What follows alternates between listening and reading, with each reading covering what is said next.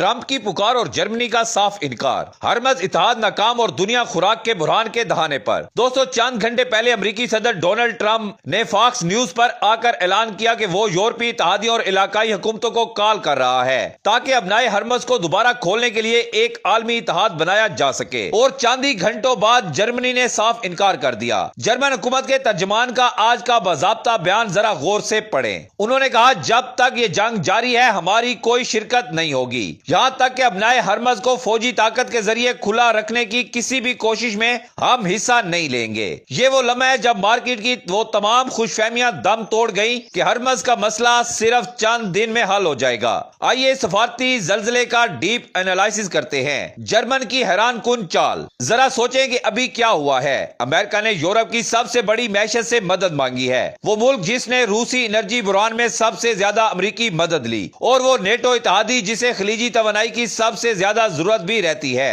اس 33 kilometre کے سمندری راستے سے دنیا کی 1/3 فرٹیلائزر اور عالمی تیل کا 5واں حصہ گزرتا ہے، لیکن جرمنی نے کیا کہا؟ اس کا نیٹو سے کوئی تعلق نہیں ہے اور وہ پیچھے ہٹ گیا۔ جاپان پہلے ہی انکار کر چکا ہے، آسٹریلیا بھی پہلے ہی انکار کر چکا ہے۔ امریکی نیوی 12 مارچ کو تصدیق کر چکی ہے کہ وہ اکیلے سیکیورٹی دینے کے لیے تیار نہیں ہے۔ ٹرمپ 7 ممالک سے جنگی جہاز مانگ رہا ہے، اور آج شام تک کنفرم کومیٹس کی تعداد کیا ہے پتہ نہیں، 0 بھی ہو سکتی ہے۔ 2 گھڑیاں جو کبھی نہیں ملیں گی۔ اب ذرا کیلنڈر پر ریاضی کا حساب لگائیں۔ فرض کریں کہ اگلے ہفتے کوئی جادوئی اتحاد بن جاتا ہے۔ اس 33 کلومیٹر کے راستے سے ایرانی بارودی سرنگوں کو صاف کرنے میں پھر بھی مہینوں لگیں گے۔ پھر انشورنس کمپنیوں کو اپنا حساب دوبارہ کرنے میں جو وقت لگے گا وہ الگ ہے۔ دوسری طرف زراعت کا کیلنڈر دیکھیں۔ امریکی کارن بیلٹ انہیں وسط اپریل تک نائٹروجن چاہیے، انڈیا انہیں مئی تک خریف کی فصل کی تیاری کے لیے کھاد چاہیے، آسٹریلیا انہیں جون تک یوریا چاہیے۔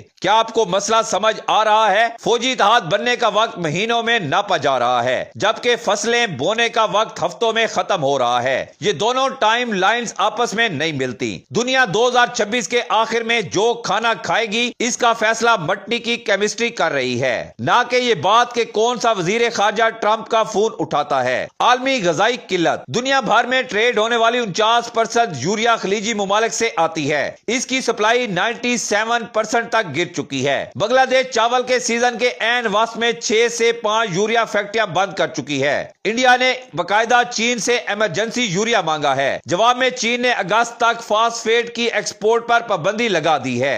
مصر اپنے 6 کروڑ 90 لاکھ لوگوں کو روٹی کی سبسڈی دینے کے لیے اپنے غیر ملکی ذخائر پانی کی طرح بہا رہا ہے۔ کھاد کے بغیر انشورنس کا کیا کریں گے؟ جرمنی کی گیس کی قیمتیں TTF بندش کے بعد سے 45 سے 60% بڑھ چکی ہیں، اور بظاہر ان کی GDP گر رہی ہے۔ پھر بھی وہ اس گیس کے راستے کو محفوظ بنانے میں حصہ داری لے کر ایران کے مقابل آنا نہیں چاہ رہے۔